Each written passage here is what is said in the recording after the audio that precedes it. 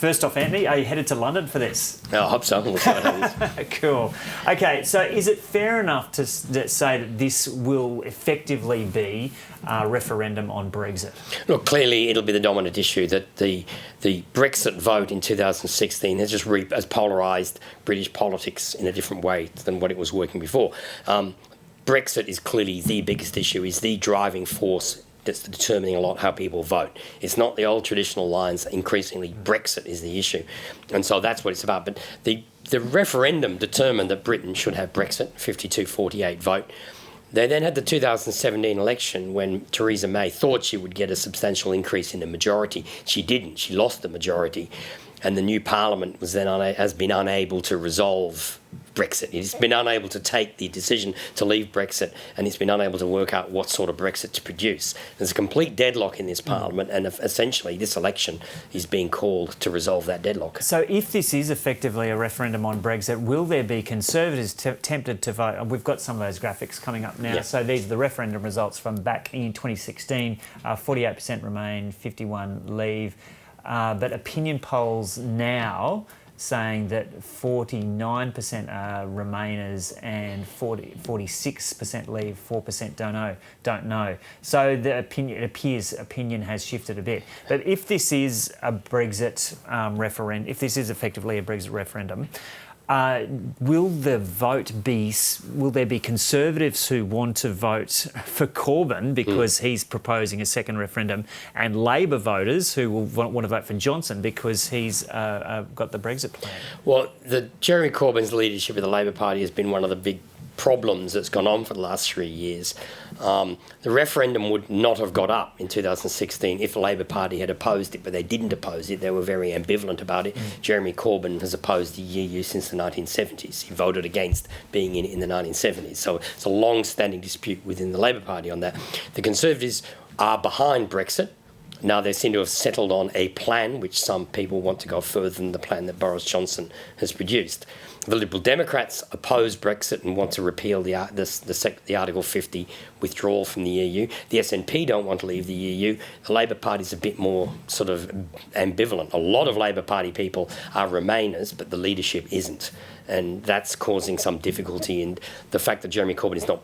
there could have been an alternative government in this parliament, except Jeremy Corbyn insisted he be the alternative Prime Minister, and the crossbenchers in the parliament would not support him being in that position. So the chances of another referendum are very low at this stage. So the voting on the proposal to leave the EU or not, it's not relevant. The question is, what's the opinion polls showing? And they've shown since Boris Johnson became Prime Minister, there's been a significant boost in Conservative support. And so the Conservatives would go into this election favourite?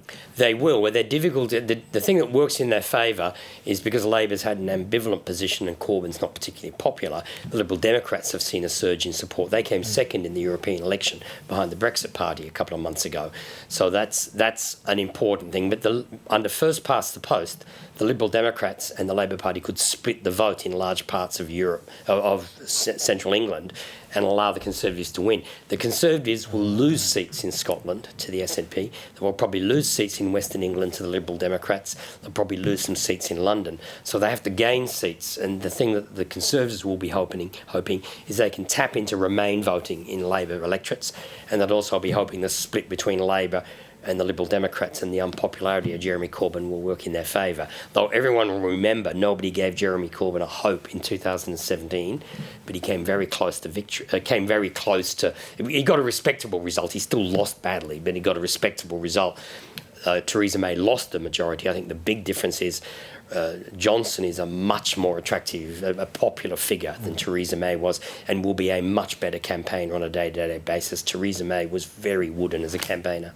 If Labor had a clearer position on Remain and a second referendum, would it have a better chance of winning? Would it be performing more strongly in the polls now than it is? Yes, but it ended that position 2 years ago. It spent 2 years dithering. Clearly, the big divide in British politics is Remain versus Brexit. The Conservative Party is now solidly behind Brexit. The Liberal Democrats are solidly Remain, as is the SNP, and the Labor Party is a bit ambiguous, and that's going to be its difficulty in the election campaign. There is a whole group of Remain voters there who would want to vote against Brexit. But is the Labor Party offering that or not? That's what the difficulty is. But I think what's most likely is the Conservatives will get a majority. Then Brexit will be passed and people will move on to other issues. But Brexit is only start of the issue because the withdrawal agreement is only an interim provision to deal with trade until a formal trade agreement is done. So that's a long time in the future. But why is a Conservative victory the most likely outcome at this stage, despite the fact that we saw in those graphs there that there seems to be in opinion polls a stronger Remain vote at the moment? Well, there isn't a referendum. It's a vote for who's going to form government. Yeah. The Conservatives have got 36% of the vote. Now, that's less than the total Brexit vote, but it's still by far the biggest vote. There will be Brexiteers who vote for other parties. But with 36% of the vote under first past the post, the Labor Party's on 24, the Lib Dems 17, that will split the Remain vote and it will allow the Conservatives to win under first past the post voting. But there's a couple of weeks to go before the election, of course. And what about policy platforms outside Brexit? Jeremy Corbyn is promising, he's not holding back overnight, saying that he will offer a radical policy platform. What is that policy platform, and is that likely to get much of a look in with Brexit being such a dominant issue? I think it'll be very hard for other issues to get into the agenda. The Conservatives have been trying to talk about other issues, law and order, schools, health.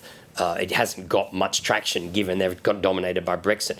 The Labor Party's introduced some interesting policies, I think sort of limiting the number of people from private schools who can go to universities, a series of quite radical policies in that area.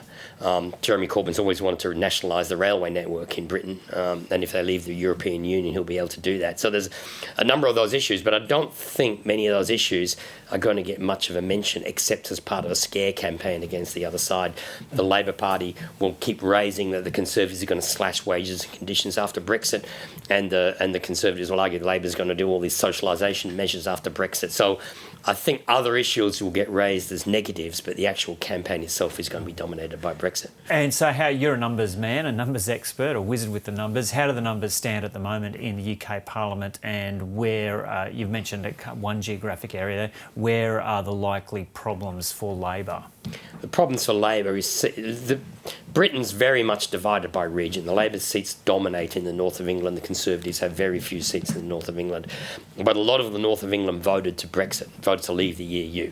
And the Conservatives believe strongly that, particularly with a split in the Remain vote between Labor and the Liberal Democrats, they can win seats in the north. They hope they can win suburban seats in the larger cities, and they hope they can hang on to the seats they've got in England. They'll struggle in Wales, struggle in Scotland, and they'll struggle in London and parts of the West Country where the Lib Dems are traditionally strong. But it probably will depend on the campaign. And Boris Johnson is a much wilier, much more likeable character. Some people absolutely hate him, but a lot of people really like him, and he's an engaging character. And so that's a big advantage to have for them this time compared to the 2017 election. So when are you heading over? And I hear you've got a couple of good invites. Are you willing to disclose any of them at this stage, or they'll be tightly held secrets? I'm not sure when I'm going over, but I'm not sure. I'm planning. We only found out last night, but got a couple of invites to talk to things in London while I'm there, and also cover the election itself. Good stuff. Well, it'll be great to have you over there. Cheers, Antony. Thank you.